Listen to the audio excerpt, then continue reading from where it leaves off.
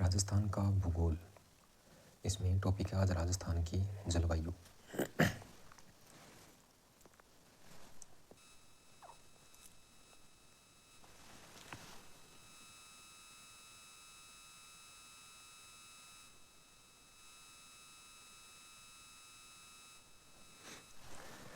राजस्थान की जलवायु।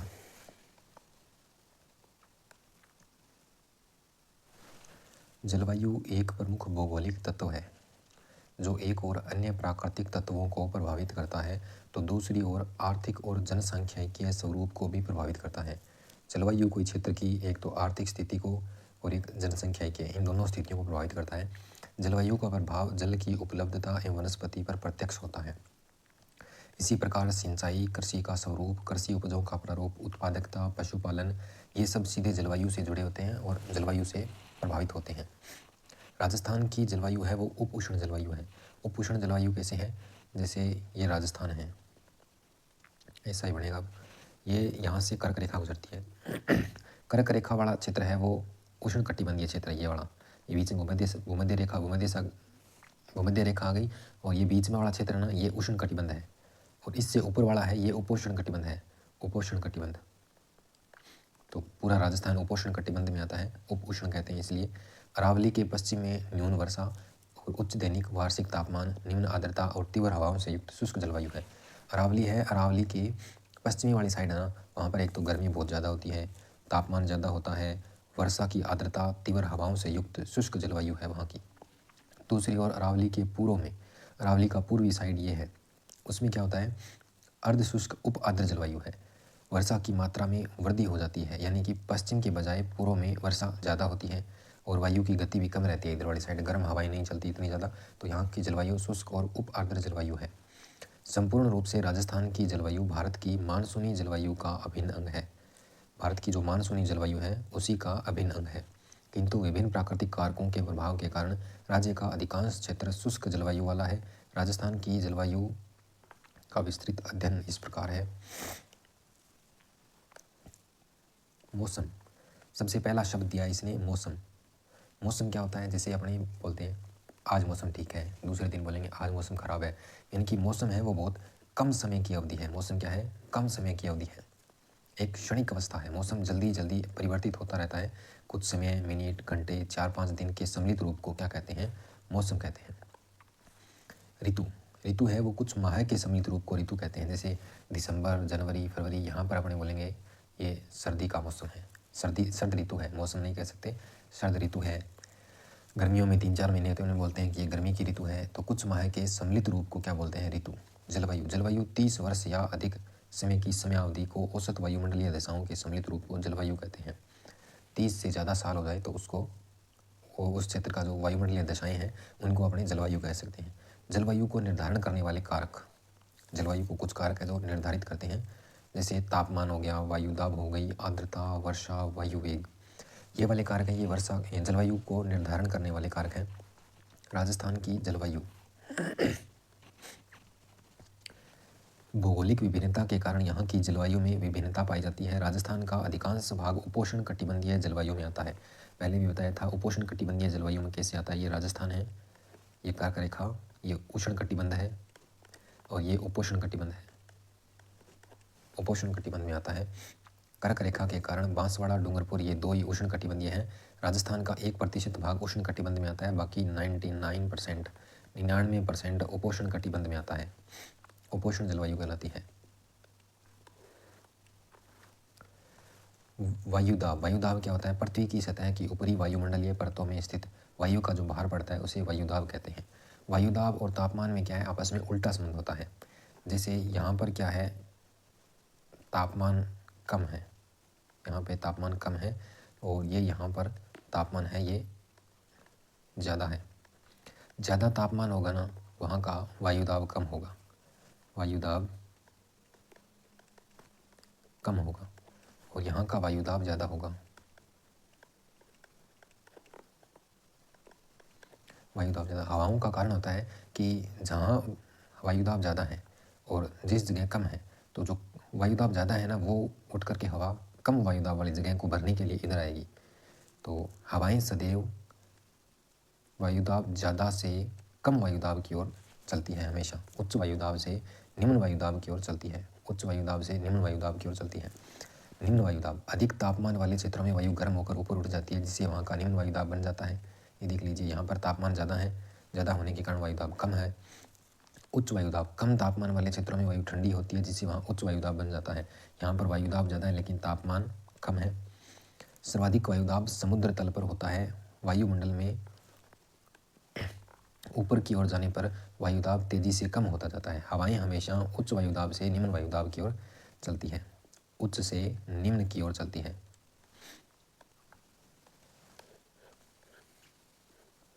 वायुदाब को मापने की इकाई, वायुदाब को मापने की इकाई क्या है? मिलीबार है। वायुदाब मापने के यंत्र को क्या कहते हैं? वायुदाब मापी बैरोमीटर कहते हैं। राजस्थान की जलवायु की विशेषताएं। राजस्थान की जलवायु शुष्क है और अर्ध शुष्क है। कहीं पर शुष्क है तो कहीं पर अर्ध शुष्क है।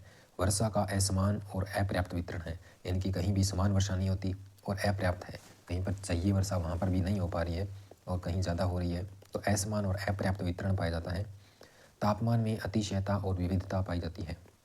ग्रीष्म ऋतु में उच्च दैनिक तापमान 49 डिग्री सेल्सियस तक पहुँच जाता है। शीतकाल में जमाव बिंदु से नीचे चला जाता है, कई बार माइनस में चला जाता है। तो ये बहुत ज़्यादा विविधता पाई जाती है तापमान में भी। रेत की अधिकता के कारण दैनिक और वार्षिक तापांतर पाया जाता है। रेत की अधिकता के कारण दैनिक और वार्षिक तापांतर पाया जाता है। विभिन्न स्थानों की आर्द्रता में अंतर पाया जाता है। 2 स्थान है मान लीजिए अलग अलग, तो उन दोनों की आर्द्रता में भी अंतर पाया जाता है। वर्षा का समय और मात्रा निश्चित नहीं है, लेट भी हो जाती है, जल्दी भी हो जाती है, कम हो जाती है, ज़्यादा हो जाती है, तो कोई मात्रा और समय दोनों निश्चित नहीं है। अधिकांश वर्षा जुलाई व अगस्त माह में, अधिकांश वर्षा जुलाई व अगस्त माह में कुल वर्षा का 60% मानसून के रूप में हो जाती है। वर्षा की केवल कुछ मात्रा दिसंबर और जनवरी माह में मावठ के रूप में होती है। राजस्थान में खंड वृष्टि पाई जाती है। राजस्थान की जलवायु को प्रभावित करने वाले कारक कौन कौन से हैं? राज्य की अक्षांशीय स्थिति, सबसे पहला कारक है वो राज्य की अक्षांशीय स्थिति है। अक्षांश होते हैं वो जलवायु को प्रभावित करते हैं। 23.5 डिग्री उत्तरी अक्षांश रेखा कर्क रेखा राजस्थान के दक्षिणी भाग से होकर गुजरती है, अतः राजस्थान का अधिकांश भाग उपोष्ण कटिबंध में आने के कारण यहाँ तापांतर पाए जाते हैं। समुद्र तट से दूरी, महाद्वीपीयता, समुद्र तट से अधिक दूरी होने के कारण यहाँ की जलवायु पर समुद्र की समकारी जलवायु का प्रभाव नहीं पड़ता, अतः यहाँ के तापमान में महाद्वीपीय जलवायु की तरह अधिक विषमताएं पाई जाती हैं। यह राजस्थान की जलवायु को प्रभावित करने वाला सबसे महत्वपूर्ण कारक है समुद्र तट से दूरी। राजस्थान से बंगाल की खाड़ी 2900 किलोमीटर दूर है। अरब सागर की बात करें तो 400 किलोमीटर दूरी है, और नज़दीकी समुद्री भाग देखें तो सबसे नज़दीक है 225 किलोमीटर कच्छ का रण या कच्छ की खाड़ी। खंबात की खाड़ी है वो 275 किलोमीटर है, उससे थोड़ा सा दूर। फिर 400 किलोमीटर दूर अरब सागर, और उसके बाद 2900 किलोमीटर बंगाल की खाड़ी। धरातल या उच्चावच या धरातल की जो बनावट है वो स्थान की जलवायु पर सीधा प्रभाव पड़ता है। राजस्थान के पश्चिमी भाग में रेतीले मोटे कणों वाली मिट्टी पाई जाती है, जो दिन के समय जल्दी गर्म, रात के समय जल्दी ठंडी हो जाती है। इसी प्रकार अरावली पर्वतमाला के पूर्वी और दक्षिणी पूर्वी भाग में दोमट एवं चिकनी काली मिट्टी पाई जाती है, जिसके कण बारीक व हल्के होते हैं, जो दिन के समय धीरे गर्म होते हैं, रात के समय धीरे ठंडे होते हैं। तो धरातल भी एक महत्वपूर्ण कारक है जो जलवायु को प्रभावित करता है। राजस्थान का अधिकांश धरातल 370 मीटर से कम ऊंचा है। केवल अरावली और हाड़ौती के पठार को छोड़ेंगे तो, इन दोनों को छोड़ करके 370 मीटर से कम ऊंचा है। अरावली पर्वत श्रेणी की अवस्थिति, अरावली की स्थिति राजस्थान में दक्षिण पश्चिम से उत्तर पूर्व की ओर है। ये मान लीजिए राजस्थान है, तो ये दक्षिण पश्चिम से उत्तर पूर्व की ओर यहाँ पर है अरावली, जो अरब सागर से आने वाली मानसूनी पवनों के समांतर है। इधर से ही तो अरब सागर वाली हवाएं आती है और ऐसे ही इसकी स्थिति है, तो ये इसके समांतर सीधे आगे निकल जाती है पार, वर्षा नहीं होती है या कम होती है। राजस्थान में अरावली पर्वतमाला का विस्तार मानसून की दिशा के विपरीत अगर ऐसे होता यहाँ पर और इधर से हवाएं जाती तो राजस्थान में सबसे ज़्यादा वर्षा होती। समुद्र तल से ऊंचाई, समुद्र तल से ऊंचाई उस स्थान के तापमान व आर्द्रता को प्रभावित करती है। राजस्थान के अधिकांश भाग का धरातल समुद्र तल से 370 मीटर से भी कम ऊंचा है। धरातल से 165 मीटर ऊपर की ओर जाएंगे ना तो 1 सेंटीग्रेड तापमान कम हो जाएगा। 165 मीटर ऊपर की ओर जाएंगे तो -1 डिग्री सेल्सियस कम हो जाएगा, और यही अगर 32 मीटर नीचे चले जाएंगे, अपने 32 मीटर नीचे की ओर जाएंगे तो ये 1 सेंटीग्रेड तापमान है, ये बढ़ जाता है। हाड़ौती के पठार और अरावली पर्वतमालाओं की ऊंचाई समुद्र तल से अधिक होने के कारण इन क्षेत्रों में अपेक्षाकृत अधिक आर्द्रता रहती है और वर्षा भी अधिक होती है। प्राकृतिक वनस्पति की विद्यमानता। आगे वाला कारक है वो प्राकृतिक वनस्पति की विद्यमानता है। प्राकृतिक वनस्पति भी किसी स्थान के तापमान आर्द्रता को प्रभावित करती है। पश्चिमी राजस्थान में प्राकृतिक वनस्पति कम होने के कारण यहाँ का तापमान अधिक एवं आर्द्रता कम पाई जाती है। जिस क्षेत्र में सघन वनस्पति होगी ना तो वहाँ पर जलवायु में आर्द्रता भी ज़्यादा होगी, और जहाँ पर वनस्पति कम होगी वहाँ पर तापमान अधिक और आर्द्रता भी कम होगी। भारत की परंपरागत ऋतुएं हैं 6 ऋतुएं हैं, बसंत, ग्रीष्म, वर्षा, शरद, हेमंत, शिशिर। बसंत, ग्रीष्म, वर्षा, शरद, हेमंत और शिशिर 6 ऋतुएं हैं। संपूर्ण भारतीय जलवायु के समान राजस्थान की जलवायु का अध्ययन भी ऋतुओं के आधार पर किया जाता है। मौसम वैज्ञानिकों ने वर्ष को 3 ऋतुओं में बांटा है राजस्थान के लिए। राजस्थान की ऋतुएं, सबसे पहली है ग्रीष्म ऋतु, उसके बाद है वर्षा ऋतु, उसके बाद है शीत ऋतु। मार्च से मध्य जून गर्मी, वर्षा ऋतु मध्य जून से सितंबर तक, फिर शीत ऋतु अक्टूबर से फरवरी तक शीत ऋतु रहती है। अक्टूबर से फरवरी के बीच में ना मानसून प्रत्यावर्तन का काल भी आता है, यानी कि लौटता हुआ मानसून। अक्टूबर से मध्य दिसंबर तक। शुष्क शीत ऋतु ये मध्य दिसंबर से फरवरी तक होता है, मध्य दिसंबर से फरवरी तक। सबसे पहली ऋतु है वो है ग्रीष्म ऋतु, मार्च से मध्य जून। इसके लिए अपने लेंगे एक ग्लोब,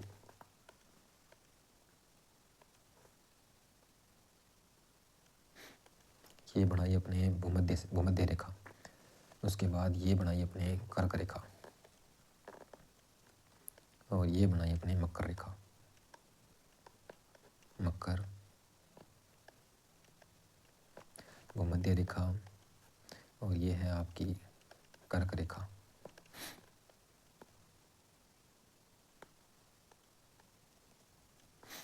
तो 21 मार्च के बाद सूर्य उत्तरायण होने के कारण राजस्थान में तापक्रम में वृद्धि होना, वायुदाब में कमी होना प्रारंभ हो जाती है। 21 मार्च को सूर्य कहाँ होता है? यहाँ होता है 21 मार्च को भूमध्य रेखा पर। 21 मार्च को सूर्य यहाँ होता है। 22 दिसंबर को यहाँ पर होता है 22 दिसंबर को मकर रेखा पर, और 21 जून को यहाँ होता है 21 जून को यहाँ होता है। तो इसने कहा 21 मार्च के बाद सूर्य उत्तरायण होने के कारण यहाँ पर था, उसके बाद ऊपर की ओर जाएगा इधर जून में। उत्तरायण होने के कारण तापक्रम में वृद्धि होना, सूर्य यहाँ से यहाँ आएगा और यहीं पर राजस्थान है तो गर्मी तो बढ़ेगी यहाँ पर। तो इसने कहा तापक्रम में वृद्धि होना, वायुदाब में कमी होगा। तापक्रम बढ़ेगा तो वायुदाब अपने आप कम होगा। अप्रैल मई में सूर्य यहाँ पर लंबवत चमकने लग जाता है। हवाएं पश्चिम से पूर्व की ओर चलती है। 22 दिसंबर, इस दिन सूर्य की किरणें मकर रेखा पर सीधी पड़ती है। अभी सर्दियों में क्या होता है, सूर्य यहाँ पर होता है मकर रेखा पर। तो इस दिन राजस्थान से ये दूरी देखो बहुत ज़्यादा हो गई, राजस्थान से दूरी ज़्यादा हो गई। इस कारण यहाँ पर क्या होगा कि ठंड ज़्यादा पड़ेगी और लंबी रात होगी। दूरी ज़्यादा है तो कम दिखेगा, लंबी रात हो जाएगी और सबसे ठंडा दिन होता है। 21 मार्च को सूर्य की किरणें विषुवत रेखा पर सीधी पड़ती है। संपूर्ण पृथ्वी पर दिन रात बराबर होते हैं, बसंत विषु कहलाता है। 21 मार्च को दिन और रात दोनों की अवधि बराबर हो जाएगी क्योंकि सेंटर में आ जाता है यहाँ पर। फिर 21 जून को सूर्य की किरणें कर्क रेखा पर सीधी पड़ती है। 21 जून को सूर्य की किरणें कर्क रेखा पर यहाँ पर सीधी पड़ेगी। तो राजस्थान में सबसे लंबा दिन होगा, सूर्य ज़्यादा देर तक दिखाई देगा, और सबसे गर्म दिन होगा क्योंकि सूर्य यहाँ पर होगा तो ये सबसे पास में हो जाएगा राजस्थान के। 23 सितंबर, इस दिन सूर्य की किरणें विषुवत रेखा पर सीधी पड़ती है। ये ऐसे घूम करके एक बार यहाँ जाएगा दक्षिण में, एक बार ऊपर जाएगा, तो ये बीच में 2 बार ही आएगा यहाँ पर। एक 23 सितंबर को हो रहा है, 23 सितंबर को, 21 मार्च 23 सितंबर को विषुवत रेखा पर होता है, और 21 जून को कर्क रेखा पर, 22 दिसंबर को मकर रेखा पर। जब ये 23 सितंबर को होता है ना, यहाँ पर 23 सितंबर को विषुवत रेखा पर होता है तो उसे शरद विषु कहते हैं। और जब ये 21 मार्च को होता है ना, यहाँ पर बीच वाली रेखा पर, भूमध्य रेखा पर, तो उसे बसंत विषु कहते हैं। ये ध्यान रखना है। ध्यान रहे 21 जून है वो अंतर्राष्ट्रीय योग दिवस के रूप में मनाते हैं। 2015 से अपने मनाना शुरू किया है। तापमान, राजस्थान का औसत वार्षिक तापमान 38 डिग्री सेल्सियस है। राजस्थान में सर्वाधिक दैनिक तापांतर वाला स्थान है वो चूरू है। न्यूनतम दैनिक तापांतर वाला स्थान माउंट आबू, सिरोही। राजस्थान में सर्वाधिक दैनिक तापांतर वाला जिला है वो जैसलमेर है। जैसलमेर में स्वच्छ आसमान, वनस्पति की कमी व रेतीली मिट्टी, मोटे कणों वाली की अधिकता पाई जाती है, जो दिन में सर्वाधिक गर्म, रात को सर्वाधिक ठंडी होती है। इसीलिए राजस्थान में सर्वाधिक दैनिक तापांतर जैसलमेर जिले में रहता है। राजस्थान में न्यूनतम दैनिक तापांतर वाला जिला है वो डूंगरपुर है। सर्वाधिक वार्षिक तापांतर वाला जिला चूरू है। न्यूनतम वार्षिक तापांतर डूंगरपुर है। राजस्थान का सबसे गर्म जिला चूरू है तथा राजस्थान का सबसे ठंडा जिला भी चूरू है। ऐसा इसलिए कि राजस्थान में इसलिए राजस्थान में सर्वाधिक वार्षिक तापांतर वाला जिला चूरू है। सबसे गर्म जिला भी चूरू है और सबसे ठंडा जिला भी चूरू है। 20वीं सदी में राजस्थान में सर्वाधिक तापमान रिकॉर्ड किए गए स्थान है ये। 14 जून 1934 को श्री गंगानगर 50.6 डिग्री सेल्सियस, 10 मई 1956 को अलवर 50.6 डिग्री, 3 जून 1995 को धौलपुर में 50 डिग्री सेल्सियस। वाष्पोत्सर्जन, जिस प्रक्रिया द्वारा जल जलवाष्प में बदलता है उसे वाष्पीकरण कहते हैं। वाष्पीकरण की मात्रा वायु की गति, तापक्रम और शुष्कता पर निर्भर करती है। राजस्थान में वाष्पोत्सर्जन की सर्वाधिक दर वाला महीना कौन सा है? तो जून में सबसे ज़्यादा नज़दीक होता है सूर्य, सबसे ज़्यादा गर्मी पड़ती है राजस्थान में, तो जून में सर्वाधिक वाष्पोत्सर्जन की दर वाला महीना। वाष्पोत्सर्जन की न्यूनतम दर वाला महीना है वो दिसंबर होता है, सबसे ज़्यादा दूर होता है, इसलिए ठंड ज़्यादा पड़ती है राजस्थान में सूर्य दूर होने के कारण। राजस्थान में वाष्पोत्सर्जन की सर्वाधिक दर वाला जिला जैसलमेर और न्यूनतम दर वाला जिला डूंगरपुर है। हवाएं, राज्य में सबसे तेज़ हवाएं जून में और धीमी हवाएं हैं वो नवंबर में चलती है। राजस्थान में अधिकतम वायु की गति 140 किलोमीटर प्रति घंटा तक हो जाती है। राजस्थान में सर्वाधिक आंधियाँ श्री गंगानगर 27 दिन तक चलती है। सबसे कम आंधियाँ झालावाड़ 3 दिन, अजमेर 3 दिन, इन दोनों में चलती है। पूर्वा अथवा पूर्वाई, बंगाल की खाड़ी से आने वाली मानसूनी हवाओं को पूर्वा अथवा पूर्वाई कहते हैं। ये हवाएं पूर्व से पश्चिम की ओर चलती है।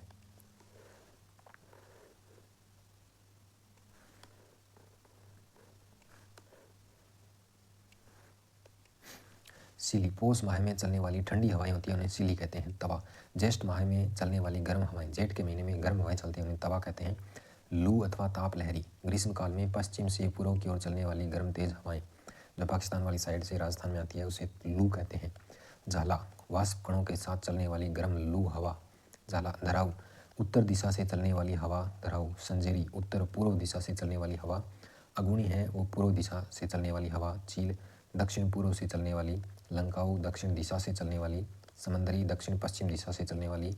पछुआ, पछयू या अथुणी, पश्चिम दिशा से चलती है, उसको बोलते हैं। सूर्य, उत्तर पश्चिम से चलने वाली हवा। अरडाव, भयंकर आवाज़ के साथ तेज गति से चलने वाली हवा। डाम्फर, उत्तर दिशा से सर्दियों में जो ठंडी हवा चलती है उसको अपने डाम्फर कहते हैं। बबूलिया, मरुस्थलीय क्षेत्र में चलने वाले वायु के भंवर। चक्रवात, बवंडर, सहवनीय हवाएं जो चक्राकार हो जाती है उन्हें बबूलिया कहते हैं। राजस्थान में सबसे गर्म महीना है वो जून, सबसे ठंडा महीना जनवरी। सबसे गर्म दिन 21 जून, सबसे लंबा दिन भी 21 जून को होता है क्योंकि सूर्य कर्क रेखा पर स्थित होता है इस दिन। 21 जून को जब सूर्य की किरणों कर्क रेखा पर पड़ती है तो राजस्थान में भयंकर गर्मी पड़ती है। इस दिन राजस्थान में प्रकाश की अवधि सर्वाधिक होती है, इसलिए राजस्थान का सबसे लंबा दिन होता है ये। 21 जून को सूर्य की किरणें सीधी किरणों वाले जिले कौन कौन से हैं? तो डूंगरपुर, बांसवाड़ा, क्योंकि ये कर्क रेखा के ऊपर स्थित है या कर्क रेखा इनको काट करके निकलती है। डूंगरपुर में 1 किलोमीटर और 25 किलोमीटर, बांसवाड़ा में कुल मिलाकर के 26 किलोमीटर कर्क रेखा गुजरती है।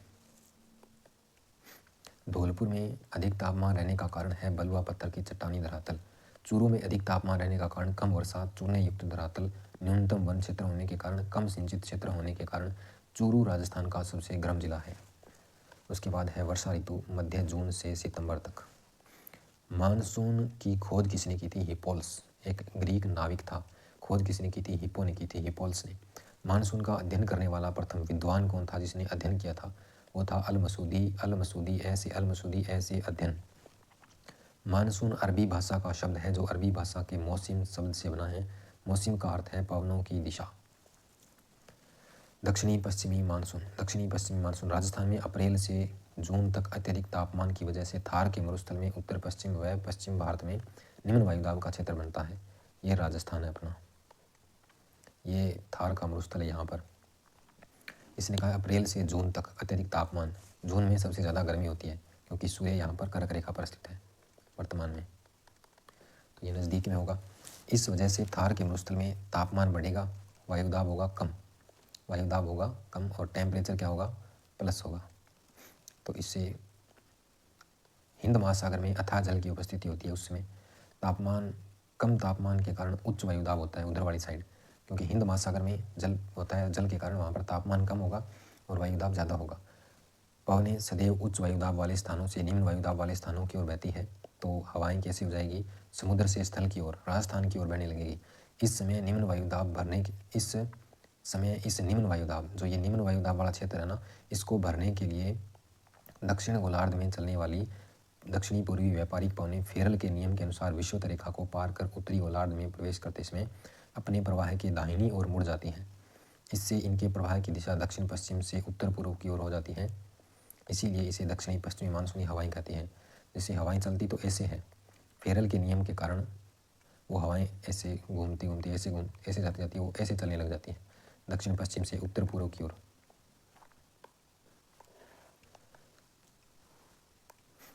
विषुवतीय क्षेत्रों में हिंद महासागर के ऊपर होकर आने के कारण, यानी कि जहाँ पर अथाह जल था ना, वहाँ से ये हवाएं आएगी तो आर्द्रता से परिपूर्ण हो जाएगी, वहाँ से ये पानी उठा लेगी और इस कारण इन पवनों को मानसूनी पवनें कहते हैं। ये जल भरी हवाएं हर वर्ष वर्षा ऋतु में प्रवाहित होती हैं, अतः इन्हें दक्षिणी पश्चिमी मानसूनी हवाएं कहते हैं। कोरियोलिस बल, पृथ्वी के घूर्णन के कारण उत्पन्न आभासी बल को कोरियोलिस बल कहते हैं। इस बल के कारण पवनें उत्तरी गोलार्ध में अपने दाहिनी और दक्षिणी गोलार्ध में अपने बाईं ओर विक्षेपित हो जाती है। इन्हें फेरल का नियम कहते हैं। ये पृथ्वी है और ये ऐसे घूमती है। घूमने के कारण क्या है कि ये हवाएं ऐसे चल रही होती है तो ये इनको ऐसे फेंकती है ऐसे पीछे की ओर, तो ये ऐसे घूम जाती है इधर वाली साइड हवाएं। भारतीय महाद्वीप की त्रिभुजाकार आकृति होने के कारण दक्षिणी पश्चिमी मानसूनी हवाएं दो शाखाओं में बंट जाती हैं। ये भारत का दक्षिणी हिस्सा है। त्रिभुजाकार आकृति होने के कारण दक्षिणी पश्चिमी मानसूनी हवाएं दो शाखाओं में बंट जाती हैं। एक तो बंगाल की खाड़ी वाली ये वाली साइड और एक अरब सागर, दो शाखाओं में बंट जाती है।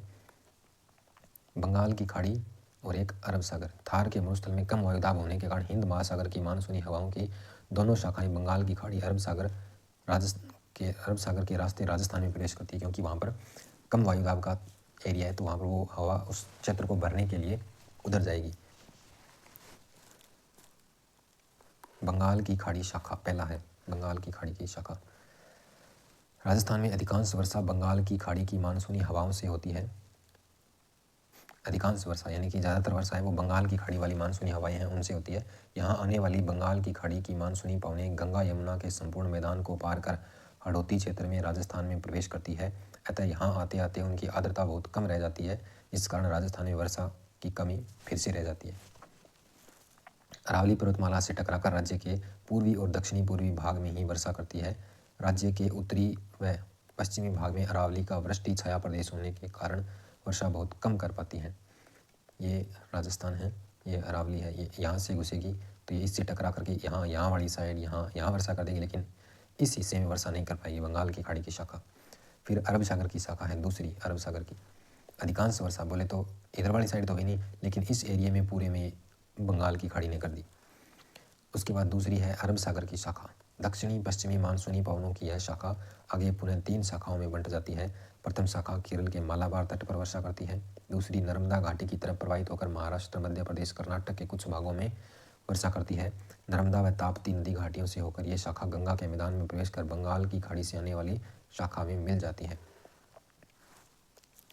तीसरी शाखा है वो अपने काम की है। कच्छ, सौराष्ट्र, गुजरात से प्रवेश कर अरावली की पहाड़ियों के समांतर, ये राजस्थान है आपका, ये अरावली है। इसने कहा कि अरावली की पहाड़ियों के समांतर राजस्थान को पार कर जाती है, बहुत ही कम वर्षा करती है। ये यहाँ से प्रवेश करेगी और ये इसके साथ साथ होती हुई इधर पार निकल जाएगी। यह शाखा हरियाणा, पंजाब को पार कर आगे बढ़ जाती है। हिमाचल में धर्मशाला नामक स्थान है, वहाँ के पर्वतों से टकराकर वर्षा करती हुई वापस लौटती है ना, तब ये राजस्थान में आती है और राज्य के उत्तरी पश्चिमी भागों में थोड़ी बहुत वर्षा करती है। फिर ये यहाँ से जाती हुई वापस थोड़ी बहुत वर्षा कर देती है। राजस्थान में अरब सागर की शाखा से अधिकांश वर्षा राजस्थान के दक्षिणी भाग में होती है। अरब सागर वाली शाखा है उससे अधिकांश वर्षा राजस्थान के दक्षिणी भाग में होती है, यहाँ पर भी कर जाती है इसे।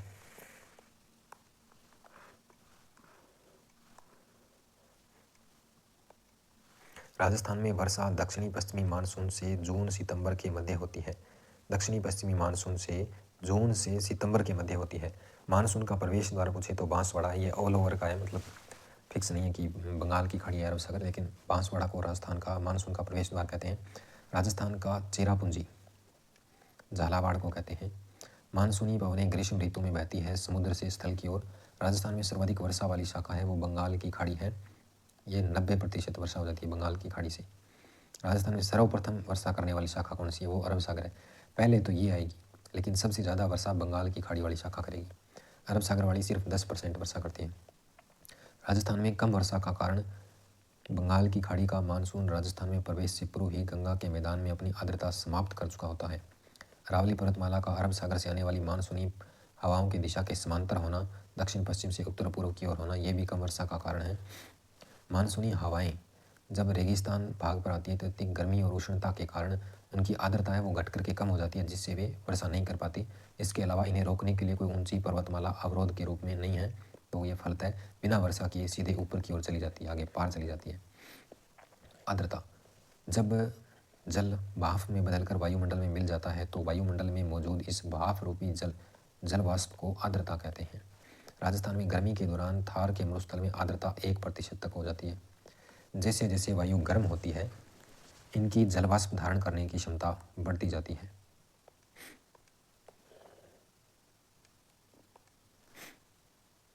राजस्थान में सर्वाधिक आर्द्रता वाला स्थान कौन सा है? माउंट आबू, सिरोही। न्यूनतम आर्द्रता वाला स्थान, सबसे शुष्क स्थान, फड़ौदी। राजस्थान में सर्वाधिक आर्द्रता वाला जिला झालावाड़। न्यूनतम आर्द्रता वाला जिला जैसलमेर। राजस्थान में सर्वाधिक आर्द्रता वाला संभाग पूछे तो कोटा। न्यूनतम आर्द्रता वाला संभाग पूछे तो जोधपुर। राजस्थान में सर्वाधिक आर्द्रता वाला महीना अगस्त और न्यूनतम आर्द्रता वाला महीना, सबसे शुष्क महीना है वो अप्रैल है। वर्षा ऋतु में वायु में आर्द्रता अधिक होने के कारण कपड़े देरी से सूखते हैं। राजस्थान में सर्वाधिक आर्द्रता अगस्त माह में होती है, इसलिए राजस्थान में अगस्त माह में कपड़े देरी से सूखते हैं। सर्वाधिक आर्द्रता का समय सुबह 5 बजे, न्यूनतम आर्द्रता का समय दोपहर को 3 बजे होता है।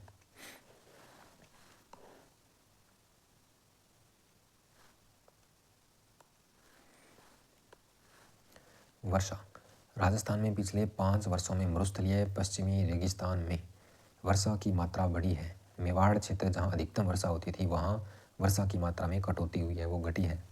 राजस्थान में सर्वाधिक वर्षा वाला स्थान माउंट आबू है, सिरोही में 48 दिन जहाँ पर बरसात होती है। राजस्थान में न्यूनतम वर्षा वाला स्थान सम जैसलमेर है, 0 दिन।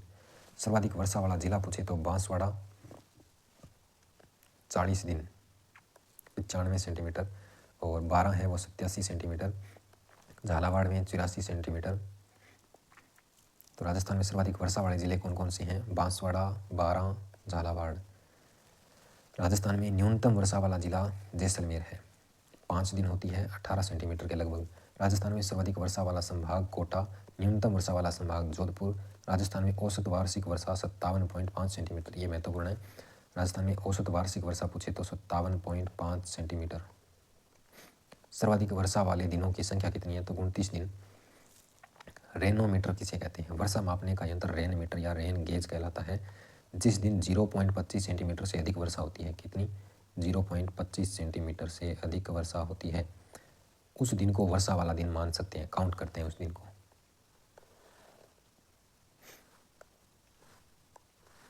राजस्थान में मानसून आगमन की सामान्य तिथि क्या है? 15 जून है। राजस्थान में मानसून आगमन की सामान्य तिथि 24 जून। ये 2022-23 की रिपोर्ट आर्थिक समीक्षा के अनुसार, और ये मानसून रिपोर्ट के अनुसार है 2022 की 24 जून वाली। राजस्थान में 90% वर्षा मानसून से होती है। वर्ष 2022 में राजस्थान में 1 जून से 30 सितंबर 2022 तक की समयावधि में वास्तविक वर्षा 59.59 सेंटीमीटर हुई है, जो पिछले मानसून से 37% अधिक वृद्धि दर्शाती है। राजस्थान में मानसून 2022 के दौरान सर्वाधिक वर्षा वाला जिला झालावाड़, न्यूनतम वर्षा वाला जिला हनुमानगढ़। 23 अगस्त 2022 को राजस्थान के डग झालावाड़ नामक स्थान पर सर्वाधिक वर्षा 28.90 सेंटीमीटर हुई है। राजस्थान में उत्तर पश्चिम से दक्षिण पूर्व की ओर वर्षा की मात्रा में वृद्धि होती है। उत्तर पश्चिम से दक्षिण पूर्व की ओर, ये राजस्थान है आपका। उत्तर पश्चिम यानी कि यहाँ से दक्षिण पूर्व, ये दक्षिण ये पूर्व, इस तरीके से अगर जाते हैं इधर वाली साइड तो वर्षा की मात्रा में बढ़ोतरी होती है। राजस्थान में वर्षा की मात्रा दक्षिण और दक्षिण पूर्व से उत्तर उत्तर पूर्व की ओर, यानी कि इसका उल्टा होगा तो घटती जाएगी। 50 सेंटीमीटर समवर्षा रेखा राजस्थान को 2 स्पष्ट जलवायु भागों में बांटती है, 2 स्पष्ट जलवायु भौतिक भागों में बांटती है। तो ये 50 सेंटीमीटर अरावली के आसपास स्थित है, 50 सेंटीमीटर। तो ये एक साइड शुष्क हो जाएगा, दूसरी साइड आर्द्र उपाद्र ये वाला हो जाएगा। 25 सेंटीमीटर समवर्षा रेखा है वो मरुस्थल को 2 भागों में बांटती है। 25 सेंटीमीटर समवर्षा रेखा मरुस्थल को 2 भागों में बांटती है। ये अरावली, ये शुष्क मरुस्थल, और ये अर्ध शुष्क, ये यहाँ पर 25 सेंटीमीटर वर्षा रेखा है। इधर वाली साइड शुष्क आ जाएगा और इधर वाली साइड अर्ध शुष्क आ जाएगा। थार के मरुस्थल भारत के मानसून चक्र को नियमित करता है। थार का मरुस्थल भारत के मानसून चक्र को नियमित करता है। मानसून काल में थार मरुस्थल में एक न्यून वायुदाब अल्पदाब का केंद्र बनता है, और इसी समय जलीय भाग में उच्च दाब का केंद्र बनता है हिंद महासागर में। और मानसूनी हवाओं का स्वभाव उच्च दाब से निम्न दाब की ओर बढ़ना होता ही है। इस प्रकार थार का मरुस्थल भारतीय मानसून को अपनी ओर आकर्षित भी करता है।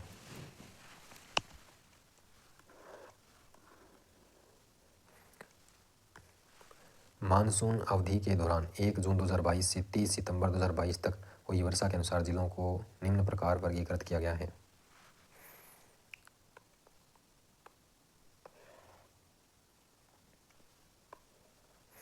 ये जिले देख सकते हो आप, यहाँ पर सर्वाधिक वर्षा होती है जैसे बांसवाड़ा, बारां, सवाई माधोपुर, प्रतापगढ़, झालावाड़, फिर चित्तौड़गढ़, बूंदी पूछे जा सकते हैं स्टार्टिंग के 4-5 जो भी हैं।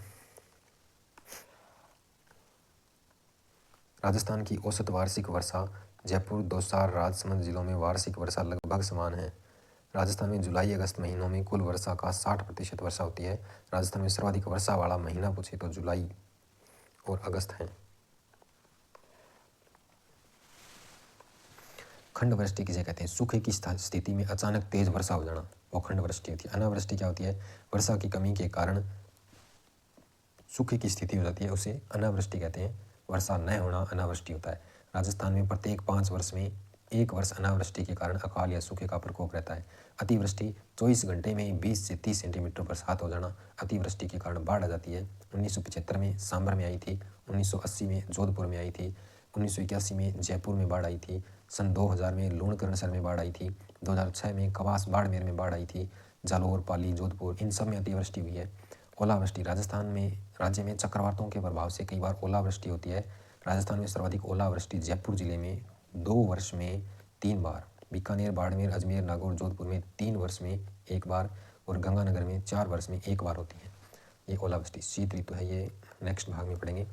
अगर वीडियो आपको पसंद आया हो तो वीडियो को लाइक करें, चैनल को सब्सक्राइब करें और एक कमेंट ज़रूर करें।